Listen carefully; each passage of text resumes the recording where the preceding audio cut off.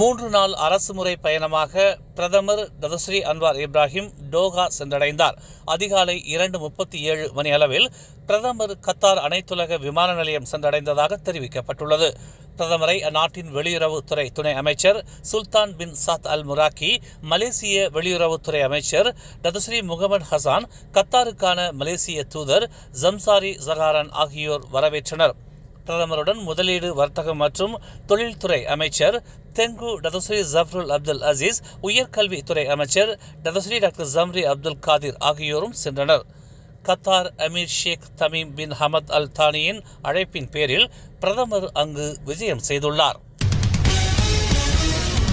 கோலகுபாறு இடைத்தேர்தலில் பரிகாத்தான் நேஷனல் தோல்வி அடைந்ததை அடுத்து பர்சாத்து மற்றும் பாஸ் கட்சியின் தலைவர்களான முஹைதீன் யாசின் மற்றும் அப்துல் ஹடி அவாங் ஆகியோர் தங்கள் பதவிகளில் இருந்து விலகுவது கடினம் என்று மாரா தொழில்நுட்ப பல்கலைக்கழகத்தின் அரசியல் ஆய்வாளர் நூர் நிர்வாண்டி நூர்டின் FMTக்கு வழங்கிய செய்தியில் குறிப்பிட்டுள்ளார்.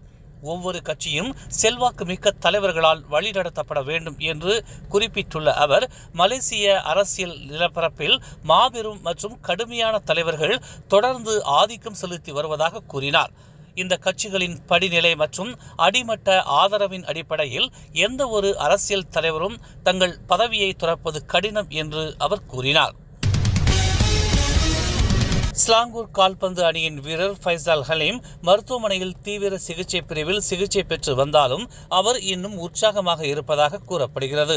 தோல் மாற்று அறுவை சிகிச்சைக்கு உட்படுத்தப்பட்ட பிறகு கண்காணிப்பு காலத்தில் பார்வையாளர்கள் அவரை சந்திக்க அனுமதி இல்லை என்று விளையாட்டு ஆட்சிக்குழு உறுப்பினர் நஸ்வான் ஹலீமி தெரிவித்துள்ளார்.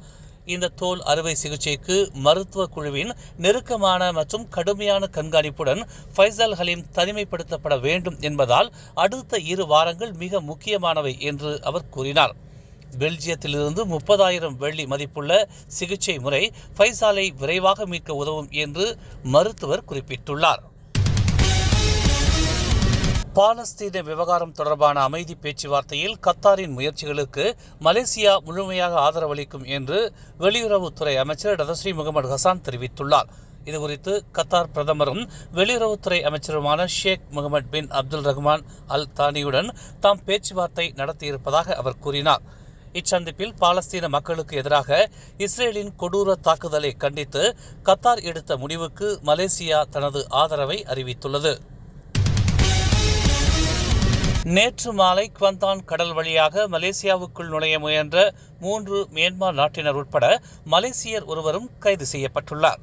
தேசிய கடல்சார் பாதுகாப்பு படையினர் ரோந்து பணியில் இருந்தபோது பதிவு எண் இல்லாத மீன்பிடி படகு மலேசிய எல்லைக்குள் நுழைந்ததாகவும், சந்தேகத்தின் பேரில் சோதனையிட்ட அதிகாரிகள் அடையாள அட்டையும் பணி உரிமமும் இல்லாத 3 மியான்மர் நாட்டினரையும் அவர்களின் முதலாளியையும் படகோட்டியுமான மலேசியரையும் கைது செய்தனர்.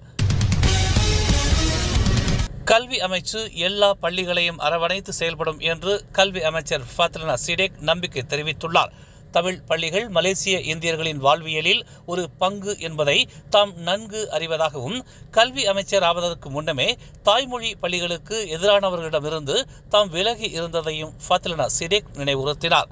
தமிழ் பள்ளிகளில் நிலவும் சிக்கல்கள் தொடர்பாக பலரும் கருத்துக்களை பகிர்ந்து வரும் நிலையில் அருகாமையில் உள்ள பள்ளியின் நிர்வாகத்துடன் கலந்துரையாடி தீர்வுக்காக செயல்பட்டால் தீர்வு காண கல்வி அமைச்சு என்றும் துணை இருக்கும் என்று ஃபாத்திலனா சிடேக் உறுதி அளித்தார். மேலும் செய்திகளை தெரிந்து கொள்ள தமிழ் மலர் நாளிதழை பாருங்கள். எங்களோடு இணைந்திருக்க மலர் டிவியை பதிவு செய்து கொள்ளுங்கள். உறவுகள் மகிழ்ந்திட விருப்பம் மற்றும் பகிர்வு சேவையை சொடுக்கிடுங்கள்.